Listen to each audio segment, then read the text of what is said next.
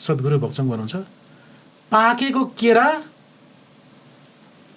बोटमा देखेसरी छर्लङ्ग देख्न सक्नु पर्यो, अनि मात्रै ऊ हल्लिन सक्दैन, नभए त हल्लिहाल्छ। यसो भने न हो कि भन्ने हुन्छ, यसो भने न हो कि भन्ने हुन्छ।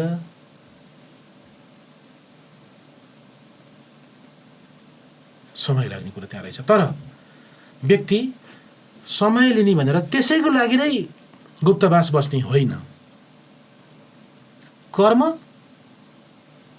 यानि कि आफ्ना परिवार, आफ्ना माताहतका, आफूभन्दा आफ्नै जिम्मेवारीमा रहेका ती प्रतिको कर्तव्यको लागि कर्म पनि गर्नु पर्यो।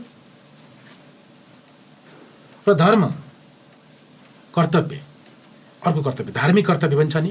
एउटा सामाजिक कर्तव्यलाई पनि वहन गर्नु पर्यो भने धार्मिक कर्तव्य भने के मानेर के साधन गर्छु भनेर के हेर्छु भनेर प्रतिबद्ध भएको हो, त्यसमा लागिरहनु नि पर्यो।